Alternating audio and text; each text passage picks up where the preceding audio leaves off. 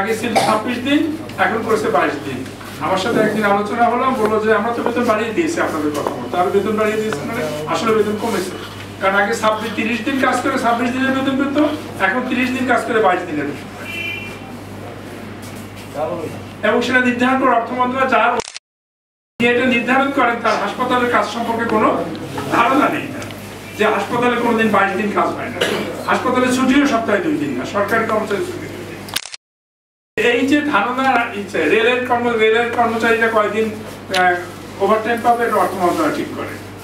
City কর্পোরেশনের শ্রমিক, পরিচ্ছন্নতা কর্মী, ম্যাটারনিটি পাবে কি পাবে না, এটা অর্থ মন্ত্রণালয় ঠিক করে।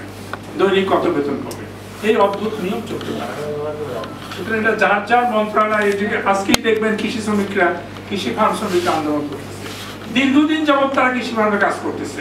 কৃষি মন্ত্রণালয়ের নিজস্ব নীতিমালা আছে, কিন্তু দেখা যাচ্ছে এখন অর্থ মন্ত্রণালয় নীতিমালা দিয়ে বলতেছে অন্য কোনো মন্ত্রণালয়ের নিজস্ব নীতিমালা থাকলে এর সাথে সমন্বয় করতে হবে।